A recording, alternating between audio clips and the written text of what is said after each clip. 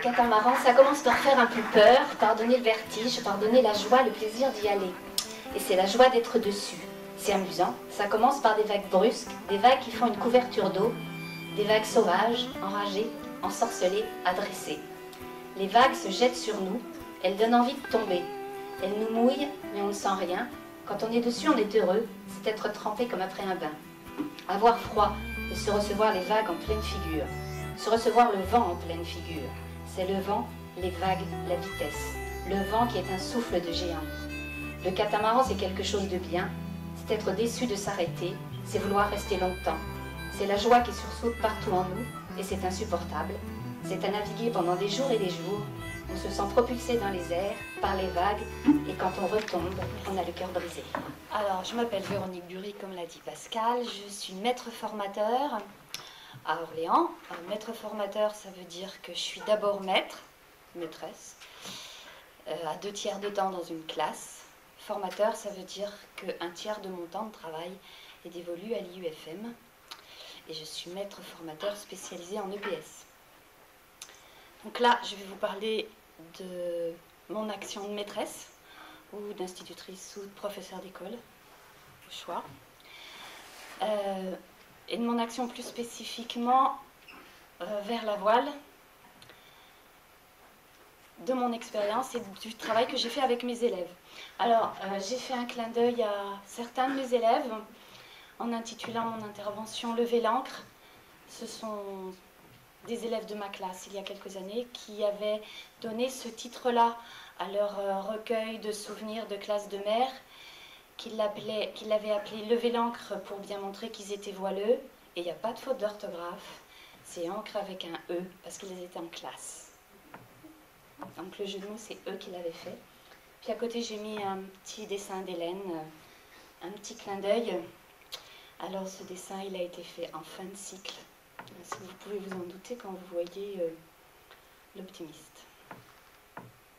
Et puis Hélène qui vous fait un coucou. Donc le propos que je vais tenir, je vais vous expliquer un peu comment je suis rentrée dans la pratique, comment j'ai évolué au cours de celle-ci, le point où j'en suis, et puis quelle perspective je vois et quelle généralisation on peut faire à partir de mon propre cas.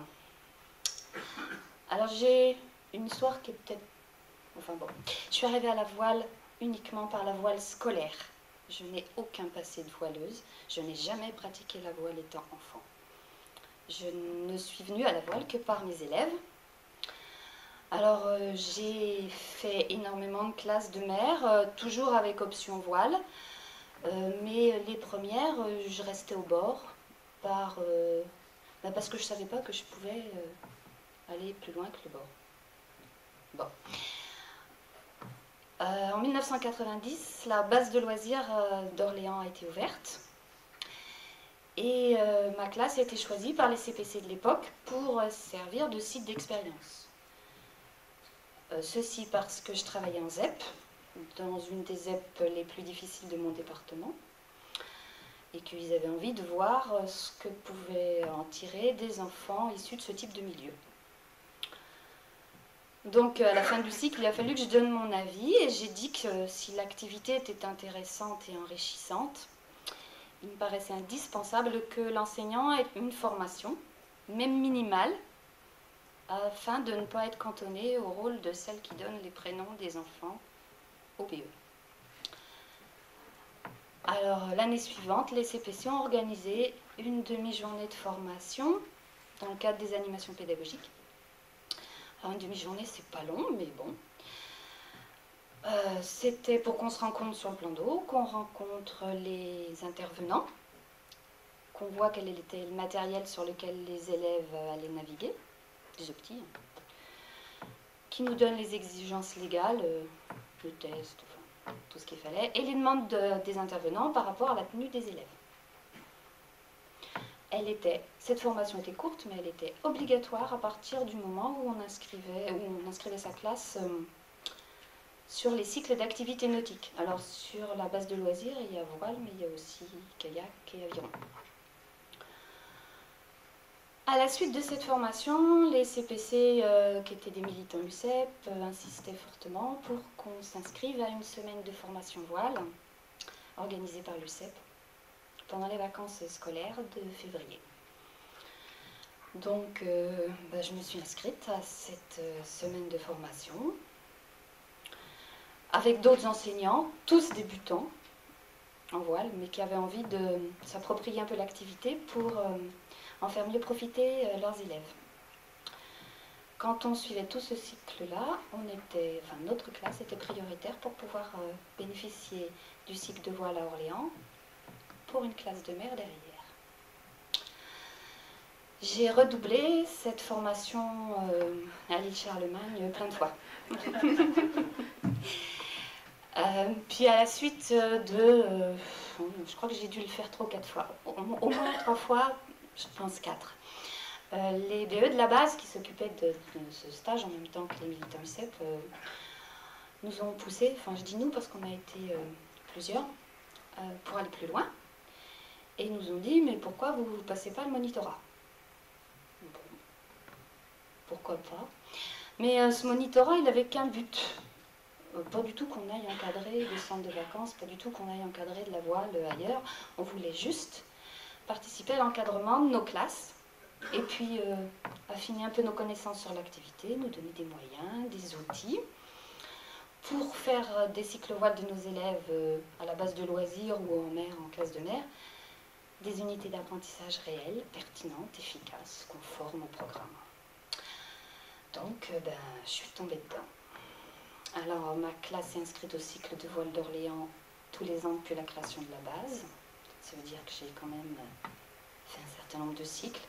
Je fais en classe de mer avec option voile tous les 2 ans.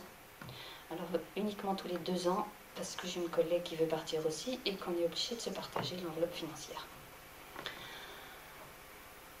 Alors, les premières années, les premiers constats. Alors, au début, les BE ont eu une élève supplémentaire sur l'eau. Parce que c'est pas drôle de rester sur la sécu quand on voit les gamins s'amuser sur l'eau.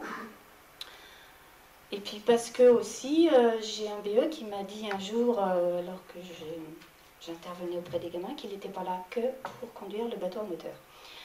Alors comme moi je voulais pas être là que pour donner les prénoms, lui pas là que pour conduire le bateau moteur, j'ai pris un petit. Et puis je suis allée naviguer. Alors, au fur et à mesure de naviguer, j'ai fini par apprendre des choses. Et puis par avoir envie que mes élèves apprennent encore plus. Alors le plus, au début, ça a été un plus de séances sur l'eau. Alors, à cette époque-là, je travaillais en ZEP, je l'ai déjà dit tout à l'heure, et un des meilleurs moyens pour conserver la motivation de mes élèves, c'était une pratique physique intense. Quand je dis intense, et que j'y sois aussi. C'était le meilleur moyen pour que je les mobilise, que je les capte et que je puisse essayer de faire passer autre chose. Donc les objectifs de voile et en particulier de classe de mer, parce qu'on faisait voile à l'île Charlemagne et à Orléans pour pouvoir aller en classe de mer, elles étaient plus à visée socialisante que cognitive. Donc je visais à ce que mes élèves apprennent à respecter les règles de sécurité, apprennent à prendre des risques mesurés, calculés, à la fois pour eux et puis pour les autres. Je voulais qu'ils apprennent que toute activité a des contraintes et que pour avoir le plaisir de naviguer, il faut se coltiner la corvée de mise en œuvre et la corvée de rangement. Qu'ils apprennent à travailler à plusieurs, à se mettre d'accord, à obéir volontairement à un père, qui travaille en équipage pour essayer qu'ils arrivent à travailler en équipe. Le maximum de séances, y compris avec de la brise. J'ai fait toutes mes classes de mer à cette époque-là à Damgand, dans le Morbihan. Et le maximum que j'ai fait, je vous l'indique parce que c'est là que j'ai commencé à réfléchir un peu plus, j'ai fait jusqu'à 11 séances de voile sur 13 jours de présence. Et là, ce qui m'a alertée, c'est que j'ai un de mes élèves qui s'est endormi avec son ciré et son gilet de sauvetage sur la plage, en attendant que ses copains soient prêts pour embarquer. Là, je me suis dit que j'avais peut-être tiré un peu sur la corde et que plus, c'était pas forcément la bonne solution. Donc j'ai essayé de réfléchir à mieux. Alors, mieux, dans un premier temps, je ne me suis pas permis d'intervenir pendant la séance de voile, même de toute façon, il valait mieux pas. Mais je pouvais faire mieux en classe, avant, pendant et après. Préparer en classe, et puis revenir sur le travail qu'elle fait. Alors le travail de complément est devenu petit à petit, avec la complicité des BE avec lesquels j'ai travaillé, puis avec les années d'expérience, un vrai projet d'apprentissage construit autour des enfants, chacun des deux intervenants ayant sa propre sphère d'intervention, bien comprise et bien délimitée. Alors, un vrai projet d'apprentissage, au début, ça a été pour moi apprendre tout ce qu'on peut apprendre autour de la voile. Alors à ce moment-là, avec le BE d'Orléans, on a construit un outil qui s'appelait le guide du petit mousse, pour faire, dans lequel il y avait la description de toutes les séances et toutes les notions abordées au travers de la voile, et un recensement, un catalogue de toutes les séances de classe que je faisais autour de la voile pendant les 2 semaines que dure le cycle à Orléans. En balayant toutes les disciplines, enfin non pas toutes, français, maths, géo, sciences, techno, éducation civique. Je crois que j'ai vu tout. Donc c'était encore une notion de quantité, mais quand même avec un fil conducteur obligatoire, les instructions officielles de l'éducation nationale, les sacro-saints programmes. Pas problème, il faut programme. Alors, je vous montre une des pages. Donc, les 2 premières colonnes sont des extraits des instructions officielles. Ensuite, une compétence spécifique voile par rapport au programme. Et puis, les activités proposées dans le livret. Sachant que ça c'était pour français, production d'écrit, expression écrite. Donc ça je l'ai décliné sur toutes les activités que je vous ai citées précédemment. Alors c'est caduc puisque c'est les programmes de 95, ça a été rédigé en 98, donc 2002. Enfin bon, je voulais amener plus par l'anecdote pour vous le montrer. Mais à partir de ce moment-là, à partir du moment où j'ai réfléchi à ça, le cycle de voile est devenu pour moi un temps de classe de découverte, même quand on restait sur Orléans, avec des temps de classe consacrés à des apprentissages en relation avec l'activité, et les temps de voile, uniquement un temps d'éducation physique de voile, c'est tout, on ne faisait rien d'autre que de la voile. En vue d'un apprentissage qui doit satisfaire aux objectifs fixés par l'éducation nationale. À ce moment-là, alors on était au début de mon monitorat, j'avais passé le début et je devais faire le B1. Et la Ligue du Centre a exigé que tout le groupe d'enseignants dont je faisais partie passe le B1 ici. Et donc à ce moment-là, j'ai fait mon stage à l'ENV avec des enseignants, mais également des BE, les intervenants sur Orléans, des intervenants sur Damgand, et des professeurs d'IUFM. On se connaissait tous et on voulait travailler autour de la pédagogie de la voile scolaire. Je dis c'est important, on se connaissait tous parce que ça a créé une dynamique. Mais le stage a remis en cause tout le travail qu'on avait fait jusque-là. Et la question qui tue sur eux, la question qui nous a fait un peu tiquer au départ, c'est à quoi ça sert que vos élèves sachent gréer leur bateau? La question de tout à l'heure. Alors on avait des réponses forcément, hein, parce que pour monter et démonter leur engin, ils le connaissent mieux, parce qu'ils prennent en charge également les contraintes de l'activité, parce qu'ils s'initient à un comportement responsable, respectueux de leur sécurité en vérifiant le matériel qui va les transporter, parce qu'ils appréhendent l'activité dans sa globalité. Mais là-dedans, il n'y a aucun objectif de PS, objectif spécifique de PS, il n'y en a aucun. Monter et démonter un objet technique, alors les instructions officielles ajoutent simple. Je l'ai enlevé parce que pour moi, simple, un bateau, c'est pas simple. Hein. Mais monter et démonter un objet technique, c'est dans le programme de sciences expérimentales et technologies, rubrique Monde reconstruit par l'homme. Comprendre les contraintes justifiées de la vie collective, c'est dans le programme d'éducation civique. Prendre en charge le respect de son corps et comprendre l'action bénéfique ou nocive de nos comportements, c'est dans le programme de sciences expérimentales et technologies, sous la rubrique Le corps humain et l'éducation à la santé. Donc tout ça, ça existe bien dans les objectifs visés par l'éducation nationale, mais rien du tout en EPS. La voile en EPS, c'est adapter ses déplacements à différents types d'environnements sur un engin instable dans un environnement de plus en plus éloigné et chargé d'incertitudes. Donc, alors là, évidemment, j'en ai mis qu'un, mais bon, après, on peut décliner toutes les compétences générales. Donc, je me suis dit, eh ben, ma fille, tu as intérêt à réviser ta copie. Et puis, comme je suis un peu têtue, je me suis dit, ben non, je ne la révise pas, mais je vais faire que de la voile pendant un an. Et puis, on va voir tout ce que je vais pouvoir balayer. Donc, j'ai décidé d'utiliser toutes les facettes de l'activité voile pour en faire l'élément fédérateur de ma classe pendant un an. Et donc, en 2001-2002, j'avais 28 élèves en CM1 et on a navigué toute l'année. Alors, réellement, de façon imaginaire ou imaginée, on a passé un temps certain à ne parler que de voile.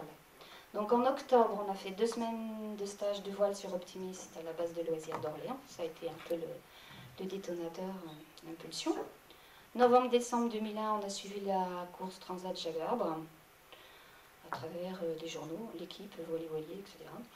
Les sites internet, le livret embarqué pour la Transat Jacques Vabre qui était diffusé gratuitement à l'époque. De janvier à mars 2002, on a écrit un recueil de poésie qui s'appelait Une vague d'eau salée, en collaboration avec un écrivain dans le cadre du projet local d'éducation artistique de la ville. En mars 2002, on a construit des maquettes de catamaran Nucat F2 à l'université d'Orléans. Donc les voilà. Je vous expliquerai après si ça vous intéresse comment on les a faites. Alors pourquoi des catamarans Nucat F2? C'est parce que c'était les bateaux sur lesquels on allait naviguer pendant la classe de mer, qui a eu lieu en avril, 15 jours. Donc classe de mer à Damgan. Et en mai 2002, en rentrant, on a écrit l'album souvenir de la classe de mer Lever l'ancre, dont je vous ai parlé tout à l'heure, avec un logiciel de PAO. En juin 2002, on a fait des maquettes d'optimistes. Voilà. Alors la différence, pourquoi on est repassé sur le petit, c'est pour qu'ils aient les 2 bateaux sur lesquels ils aient navigué. Puis en plus, le kata, on avait un gros souci, c'est qu'on ne pouvait pas en faire un par enfant, pour des raisons techniques uniquement. Tandis que l'optimiste, ils en ont eu un chacun. Donc c'est pour ça qu'on est revenu sur la construction de maquettes. Donc tout ça, ça n'a pas été innocent, quoi. Donc ça a impulsé une dynamique à la vie de classe, et chaque élève a pu y trouver un élément d'accroche, un espace de liberté, un temps où il appréciait l'activité voile. Et ça lui permettait d'accepter qu'il y a des moments où il l'aime moins. Alors ils avaient parfaitement compris dans quelle optique on faisait toutes les multiples notions, à quoi elles servaient, puisqu'il y avait un but final. Et ça a créé une histoire pour la classe, ça a fédéré ce groupe d'enfants et d'enseignants. Quand on est rentré de classe de mer, ils ne parlaient plus dans la cour qu'en langage de voileux. C'était impressionnant. C'était assez... Ils regardaient le temps, ils regardaient la météo, on pourrait sortir, oh, c'est nul, c'est pétole, enfin bon. Et ça a créé une solidarité, une cohésion dans le groupe, ressentie par tous les intervenants de la classe. Ceux qui ont vécu la classe de mer, ceux qui sont restés sur Orléans. Alors tout ça, ça venait sans doute de cette histoire, écrite à tous, de l'aventure qu'ils avaient menée ensemble. Ça a été mené jusqu'au bout parce que le dernier dimanche de l'année, les enfants ont invité leurs parents à un baptême de catamaran dans un centre en Sologne, et que sur 28 familles, j'en ai eu 26 qui sont venues. Les 2 autres étant absents pour des raisons de communion. Et donc, je me suis dit que j'avais pas tout perdu. Et puis à la fin de l'année, il y a une petite fille qui m'a dit, dans le car, en revenant de la piscine, de façon complètement informelle, en CE1, on n'a fait que de la poésie, en CE2, on n'a fait que de l'histoire, en CM1, on n'a fait que de la voile, ben, qu'est-ce qu'on va faire en CM2? Bon. Ils ont retrouvé quelque chose. Alors, à la fin de ça, bon, c'est extrêmement plaisant, mais est-ce que c'est possible de le reconstruire et de reconduire le même schéma? Alors, c'était intéressant pour moi de savoir si c'est transférable à d'autres élèves, à d'autres lieux, d'autres intervenants. Les élèves ne sont plus les mêmes, mais l'enseignante est toujours la même. Alors j'ai essayé de recommencer. Pas tout à fait de la même manière, parce que j'ai horreur de la routine, mais bon.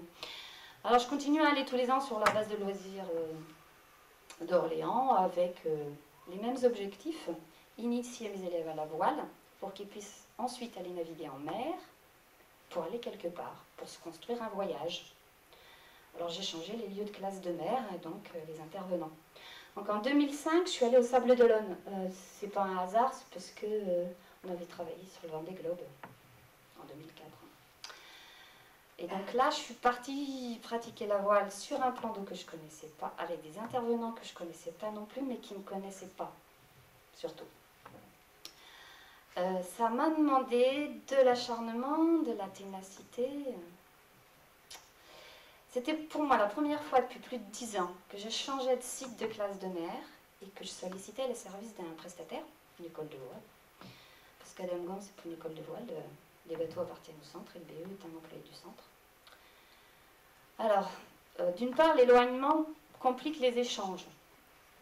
D'autre part, mes demandes, voire mes exigences, à savoir faire voile en mer, perturbaient des habitudes et un fonctionnement bien rodé. Le centre qui a hébergé ma classe sollicite l'école de voile, mais pour des séances d'initiation à la voile sur Optimiste en plan d'eau intérieur. Et ça, je l'avais déjà fait. Donc je ne voulais pas le recommencer. Et je voulais les emmener en mer. Parce que pour moi, la navigation, c'est en mer. Donc la première demande que j'ai faite, ça a été un peu accueilli fraîchement. Par manque d'habitude. Je pense qu'il n'est pas habituel pour les responsables des écoles de voile d'avoir à travailler avec des enseignants qui connaissent l'activité, ses modalités de pratique, qui peuvent argumenter d'un projet pédagogique autre que celui livré clé en main que l'école de voile propose. Alors c'est pas qu'ils étaient négatifs, ils n'étaient pas contre, mais ils étaient un peu méfiants. Qui c'est cet institut qui veut faire du kata en mer à ses élèves? Est-ce qu'elles se rendent bien compte de ce qu'elles demandent? Ou est-ce que c'est une hurluberlu qui veut nous faire passer outre les conditions légales de pratique de l'activité? Il faut savoir, élément très important, que l'inspecteur d'académie refuse les séances de voile en mer et que les bateaux de l'école de voile qu'il pouvait mettre à disposition étaient des Holycat Teddy qui ne sont pas vraiment adaptés à des enfants de CM. Bon, je me suis donc déplacée pendant mes vacances pour discuter avec les responsables du centre et de l'école de voile de ce que je voulais faire, de mon projet pédagogique et des modalités de mise en place que la structure pouvait me proposer.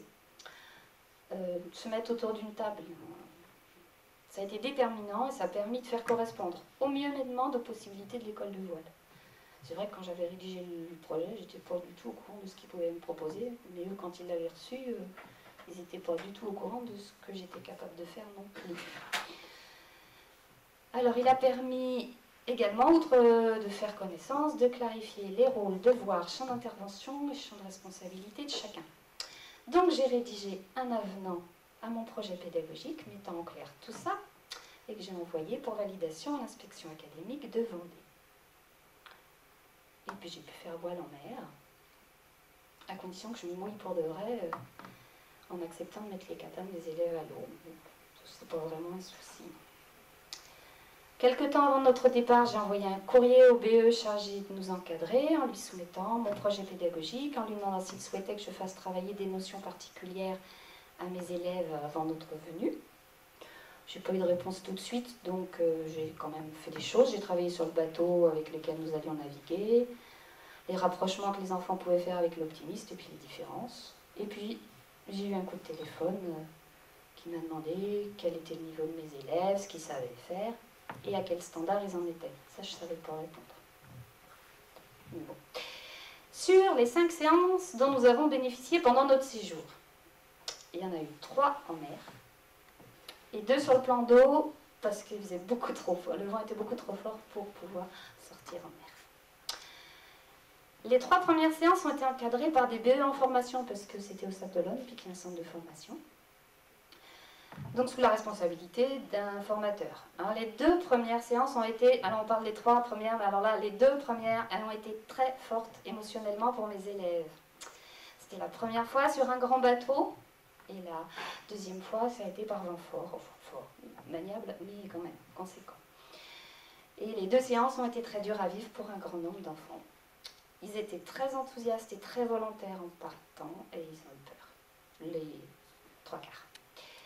Alors, du débriefing de fin de séance sur la plage, sur le quai, au froid, ils n'ont rien dit. Ils n'ont pas dit qu'ils avaient peur. Je pense que c'était parce que c'était le moniteur qui menait le débriefing, qu'ils ne le connaissaient pas et qu'ils n'ont pas osé. Et puis aussi parce que je pense que l'activité dominante à ce moment-là, c'est je vais me rhabiller, j'ai trop froid. Donc, moi, ça ne m'a pas satisfait. Je me suis dit qu'il était grand temps que j'intervienne par rapport à eux. Hein. Parce que je les connaissais bien, et puis parce que je connaissais leurs capacités, et puis que là, ils ne m'avaient rien montré de ce qu'ils savaient faire. Alors on a fait un 2e débriefing en classe. Débriefing écrit. Un par groupe de 6 à 7 enfants. Ils devaient répondre à 3 questions. Qu'avez-vous appris? Qu'avez-vous aimé? Et qu'est-ce que vous n'avez pas aimé? La réponse rien était interdite. Donc... je suis un pédagoguiste. Donc, passer par l'écrit, entre nous, au chaud, sans la présence des moniteurs, éloignés de la base de voile, rien que relation intime, ça a permis une plus libre expression des enfants. Ils ont pu dire tous leurs souhaits, toutes leurs angoisses, toutes leurs récriminations, tout ce qu'elle n'est pas.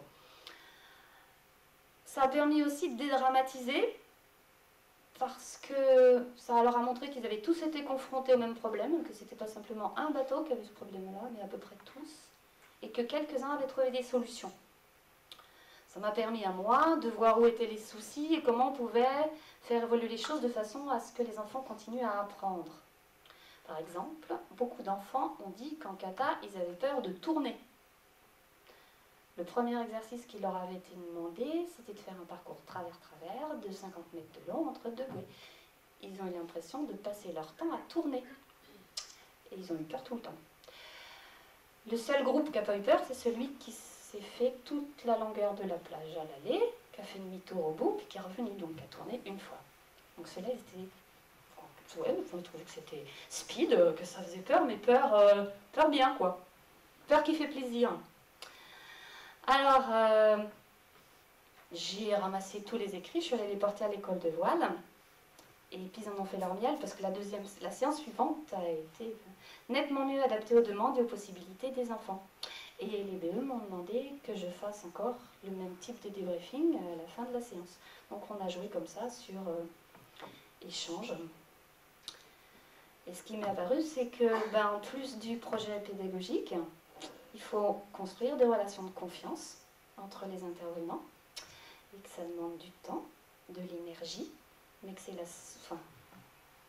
c'est la solution prioritaire et indispensable pour que les élèves apprennent de façon efficace. Alors j'ai continué parce que... Donc j'ai préféré retourner travailler avec des gens qui me connaissent bien. Des anciennes dames gants qui ont changé de centre, alors je suis allée voir ailleurs. Mais avec cela, j'ai plus besoin de négocier, d'argumenter. Ils savent ce que j'ai envie de construire, ils s'en font même les complices.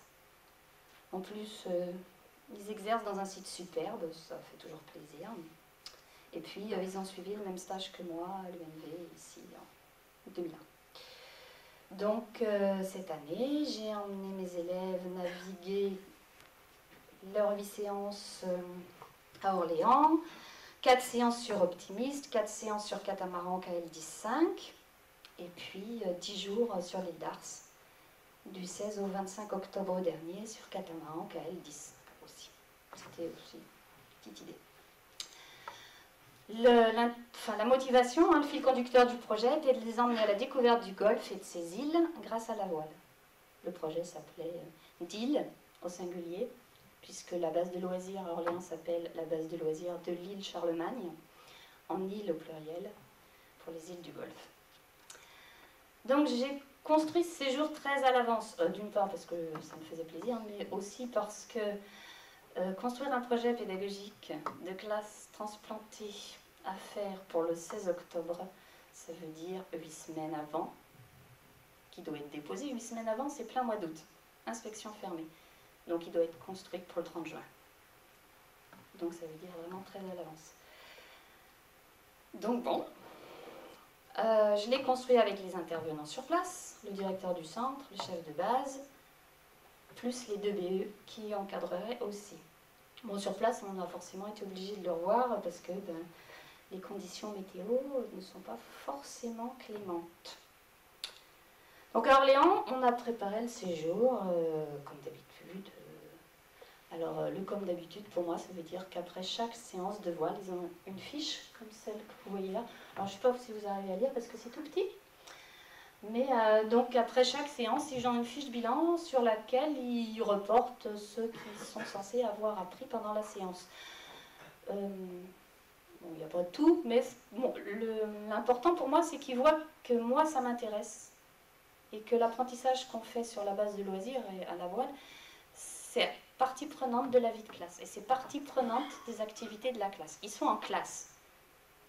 Et donc il y a un outil qui reste en classe et qui sert. Alors ça, c'est la partie importante, c'est qu'en bas, ce que vous voyez, c'est le plan d'eau. Et donc ils ont à remarquer le parcours, indiquer le parcours qu'ils ont réalisé sur le plan d'eau quasiment à chaque fois. Et puis ce que j'ai le plus aimé et ce que j'ai pas aimé, forcément. Donc ça, c'est le premier niveau. Ça, déjà, ça commence à louvoyer. Parce que j'avais, on a parlé de différenciation, j'avais un groupe d'élèves qui débutait et un groupe d'élèves qui avaient déjà pratiqué la voile. Donc on a partagé la classe en deux en fonction des niveaux acquis par chacun. À la fin du cycle de voile à l'île Charlemagne, ils ont envoyé au chef de base de l'IDA une fiche sur laquelle ils avaient écrit tout ce qu'ils avaient envie de faire et tout ce qu'ils avaient envie d'apprendre.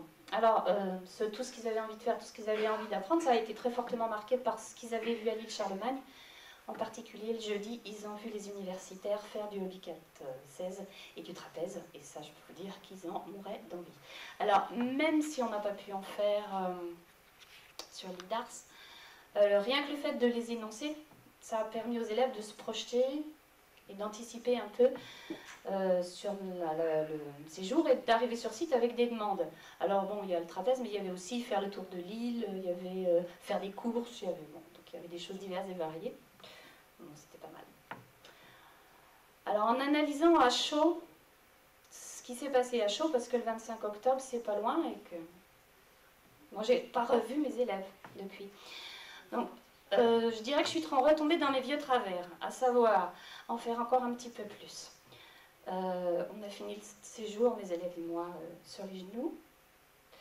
Et certaines activités étaient superflues, anecdotiques, trop longues. Il y a des choses qu'on a fait inutiles. Ce que j'avais fixé comme objectif était modeste, donc c'était inaccessible en 10 jours.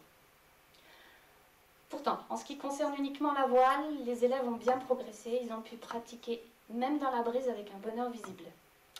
Ils ont dit leur fierté d'avoir effectué de longues sorties en temps et en distance, d'avoir navigué sur un grand bateau, ah oui, parce que j'ai oublié de dire, il y a 9 katas KL-15, donc ça fait 18 élèves, et les 6 autres, 6 parce que c'était ma classe, naviguaient sur un bateau collectif, donc le gros bateau. Et ils ont pu naviguer même quand il penchait fort. Ils étaient fiers aussi de pouvoir analyser, entre guillemets, les conditions météo et pouvoir dire s'ils allaient pouvoir faire voile ou s'ils pourraient faire char à voile ou s'ils pouvaient rien faire du tout. Toutes les séances de préparation à la construction par les élèves de la sortie Tour de l'île ont eu lieu. Donc on a travaillé autour de la météo, autour des marées, des courants, du balisage, de la géographie des îles, de la lecture du paysage. Tout ça on l'a fait en classe, enfin en activité classe. Même si c'était pas forcément entre les 4 murs. On ne l'a pas faite parce que, je ne sais pas si vous vous rappelez, mais le 23 et le 24 octobre, il y a eu un BMS et on n'est pas sorti. Mais bon, ça veut dire qu'il me reste des choses à faire, je pourrais recommencer. Donc voilà le projet. Bon, je ne vais pas tout vous lire, tout vous décliner parce que c'est long. Mais donc j'essaie de mettre des choses EPS, des choses géographie, des choses respect de l'environnement. Et en fait, toutes ces choses-là, elles sont dans les niveaux l'école française de voile et c'est vraiment... je trouve que ça convient bien à ce que je veux construire. Voilà. Donc ça c'est une fiche de bilan de séance que j'ai faite là-bas. Je vous l'ai mise parce que pour que vous voyez un peu aussi la même chose, on récupère le plan d'eau et on marque son parcours aussi. Alors là, le premier parcours qu'on a fait, il n'était pas loin, mais après on a fait le tour des îles, donc on utilisait la carte CHOM, donc je vous l'ai pour reproduite, du golfe du Morbihan. Et voilà mes petits loups en train de naviguer. Alors, ce séjour a été très enrichissant pour les enseignants de voile ou enseignants de classe. La volonté de cohérence de tous les temps d'apprentissage obligeait à un travail d'équipe organisé, soutenu, des échanges de connaissances, de méthodes, des interactions entre nos domaines de compétences particuliers. Les élèves devaient construire leurs apprentissages entre les enseignants de voile et les enseignants de classe. Donc ces deux catégories d'intervenants ont travaillé de concert, en conservant chacun son domaine d'intervention en particulier, le plan d'eau ou la classe, sans dénaturer les activités proposées aux élèves, mais en les enrichissant mutuellement, en acceptant le regard de l'autre sur ce qu'il construisait avec les enfants. Ce droit d'ingérence, cette gestion sur le domaine de l'autre nous ont mutuellement appris, enrichi, à la fois sur nos propres pratiques, mais également sur de nouvelles connaissances et compétences. Pour les élèves, il était clair que le chef sur l'eau était le BE et que le chef en classe était la maîtresse. Il est clair que c'était le BE qui disait si on naviguait ou pas et comment on le faisait. Par contre, ils savaient aussi que je serais sur l'eau avec eux et que je faisais partie de l'équipe d'encadrement de la voile. J'étais alors un interlocuteur possible pour ce qu'ils avaient à dire par rapport à la voile, et c'est plutôt vers moi qu'ils disaient qu'ils avaient peur ou froid. Les débriefings étaient institutionnalisés en classe, au chaud, une fois habillés. Mais ils ont été menés ou par le chef de base ou par moi. Pour les élèves, revenir sur la séance à terre, c'était habituel, c'était normal. Et ils devaient être à ce moment-là capables de dire leur parcours, le verbaliser, le représenter et ce qu'ils avaient appris. Si le chef de base était le décideur, j'ai énormément apprécié de faire partie de l'équipe d'encadrement de l'activité, d'être associé aux décisions prises sur les conditions de navigation et sur la faisabilité des sorties. Bon, c'est probable que ça a été grandement facilité par le fait que nous nous connaissons bien. On travaille ensemble depuis plus de 10 ans. Enfin non, depuis 10 ans. Mais travailler à deux dans l'intérêt d'un même groupe d'enfants n'est pas chose facile. C'est pas dans les habitudes de l'enseignant, qui pratique la grande majorité de ses activités seul avec sa classe. Et donc en général, quand il a un intervenant, il pratique la délégation de pouvoir. Donner à chacun une place qui respecte ses compétences et son champ d'intervention nécessite des relations de confiance entre les différents intervenants. Cette confiance ne peut exister que s'il y a communication claire dès le départ des volontés et des attentes de chacun. Elle demande du temps, de la volonté de la part des deux parties. Les responsabilités qui incombent à chacun et le poids que fait peser l'administration sur l'encadrement n'aident pas à envisager sereinement cette mise en œuvre de la confiance. Alors, quant à une évaluation de mon expérience, j'ai du mal à la faire parce que je vous fais part d'une expérience qui n'est que la mienne. Et c'est pas facile pour moi d'évaluer le travail que j'ai fait tout au long de ces cycles. Je n'ai jamais évalué d'autres élèves que les miens. Donc je ne peux pas savoir s'ils vont plus loin que les autres et donc si mon travail est efficace. Ce qui est surévaluable, c'est le nombre de séances, mais bon, avec les réticences que j'ai données tout à l'heure, le reste est forcément subjectif. Donc j'ai interrogé les BE avec qui je travaille, qui m'ont donné des indicateurs. Alors ceux d'Orléans m'ont dit leur intérêt de travailler avec mes élèves parce qu'ils sentaient l'investissement de ceux-ci pour l'activité au travers des connaissances mises en place en classe. Ils savaient comment on cherche le vient le vent, les noms des pièces du bateau, ils étaient capables de théoriser sur la pratique de l'activité. Alors, oui, je voulais vous montrer ça. C'était une séance de voile dans la brise. On est parti à la remorque derrière le bateau de sécu. Et à un moment, le BE, il a dit, on va vous lâcher, ici, avec une faute d'orthographe, mais tant pis. Et alors, il n'a pas dit à vous de vous débrouiller, mais le gamin, il a compris ça. Hein. Et donc ils sont partis, ils sont allés jusqu'au Lojo, c'est-à-dire qu'on a traversé le golfe. On est revenu après. Et voilà, je vous l'ai mis pour un clin d'œil.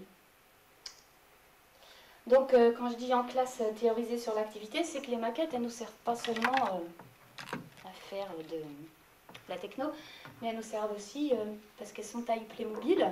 Là on met un Playmobil dedans qu'un gilet de sauvetage, parce que les vrais Playmobil, enfin les vrais bateaux Playmobil, ils sont pas bien.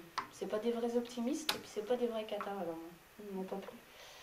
Vous le voyez, il y a le bateau optimiste, c'est le deuxième en bas, mais il n'a pas une tronche de petit. Donc le bateau, il nous sert, quand on théorise sur où je me place dans mon bateau, il sert aussi à dire comment est la voile par rapport au vent. Alors l'affiche là, c'est un document que j'ai tiré du cahier des Côtes d'Armor. Je l'ai agrandi pour qu'on puisse travailler dessus. Donc les gamins ils placent leur bateau, ils mettent leur Playmobil dedans, puis après on essaie de dessiner. Donc la théorie, elle est relativement bien acquise. Je ne vous dis pas que le transfert se fait de façon automatique derrière. Ça c'est pas vrai, mais bon, on apprend quand même des choses. Donc les BE d'Orléans, ils apprécient beaucoup le fait que je m'inscrive moi-même dans les apprentissages à construire et que je ne vienne pas là uniquement en consommatrice. Ceux de l'île d'Ars, je les ai interrogés avec une autre orientation. Est-ce que le fait que mes élèves aient déjà pratiqué la voile est d'un réel intérêt? Est-ce que ça permet d'aller plus loin? Est-ce qu'il y a un réel approfondissement de connaissances? Alors, la réponse a été qu'effectivement mes élèves étaient allés beaucoup plus loin que ceux d'autres classes. D'une part parce que leur pratique antérieure enlève les appréhensions relatives au fait de quitter la mer, de quitter la terre, pardon.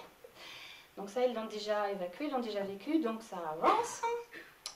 Même s'il y en a d'autres qui y arrivent parce que naviguer en plan d'eau intérieur, c'est pas naviguer en mer. Donc ils en ont un petit peu quand même moins.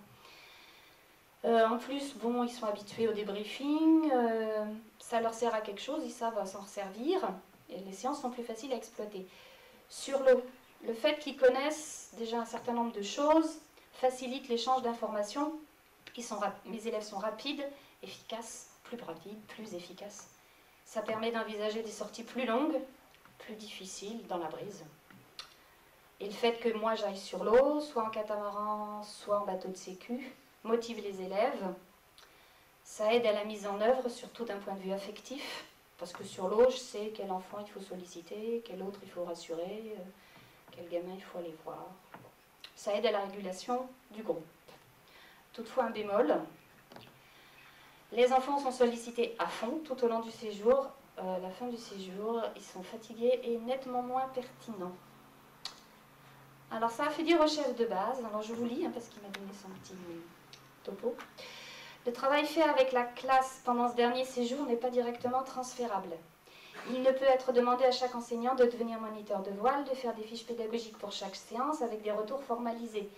Le délai pour installer la confiance entre tous les encadrants est à double sens. Il faut aussi que l'enseignant fasse confiance au BE.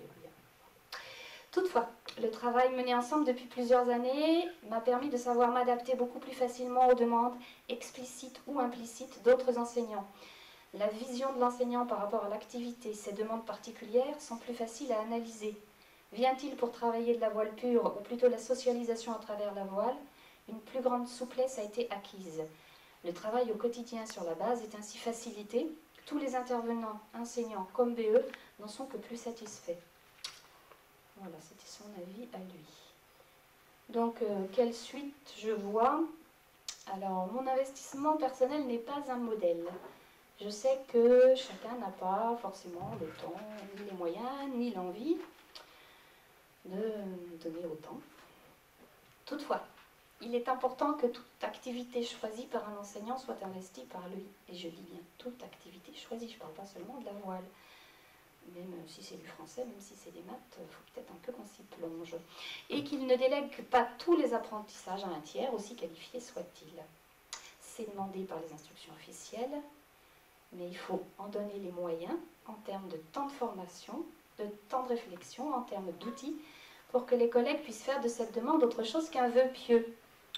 De mon côté, Je commence à être sollicitée par des collègues sur Orléans qui me demandent des fiches d'activité, des outils quand ils vont faire de la voile à Orléans ou en classe de mer.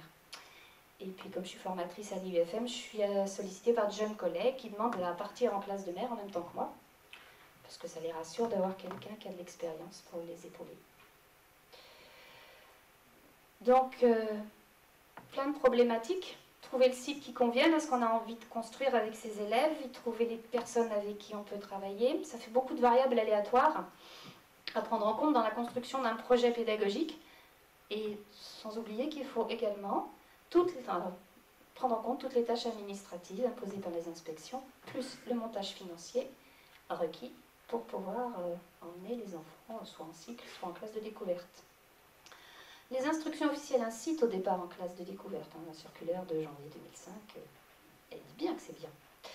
Mais les formalités administratives, les délais à respecter, le coût pour les familles et les collectivités sont autant de freins. Le partenariat à construire entre les voileux et les enseignants, au-delà des injonctions, ne se fera que si chacun y met une bonne dose de confiance. Il importe que chacun vienne sans a priori, prêt à écouter l'autre, ce qu'il souhaite faire ou ce qu'il peut faire. C'est pas facile. Ça nécessite de pouvoir s'en donner les moyens, en particulier en termes de temps. Et c'est du temps de travail, et pour le moment, il n'est pas pris en compte comme tel. Et puis, juste pour finir, une petite photo de mes petits loupiaux, et puis le poème que m'ont écrit mes élèves.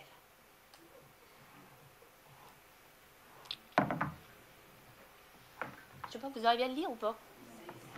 Alors, j'ai essayé. Les catamarans, ça commence par faire un peu peur, par donner le vertige, par donner la joie, le plaisir d'y aller. Et c'est la joie d'être dessus. C'est amusant. Ça commence par des vagues brusques, des vagues qui font une couverture d'eau, des vagues sauvages, enragées, ensorcelées, adressées. Les vagues se jettent sur nous, elles donnent envie de tomber. Elles nous mouillent, mais on ne sent rien. Quand on est dessus, on est heureux. C'est être trempé comme après un bain. Avoir froid et se recevoir les vagues en pleine figure. Se recevoir le vent en pleine figure. C'est le vent, les vagues, la vitesse. Le vent qui est un souffle de géant. Le catamaran, c'est quelque chose de bien. C'est être déçu de s'arrêter. C'est vouloir rester longtemps. C'est la joie qui sursaute partout en nous, et c'est insupportable. C'est à naviguer pendant des jours et des jours. On se sent propulsé dans les airs, par les vagues, et quand on retombe, on a le cœur brisé.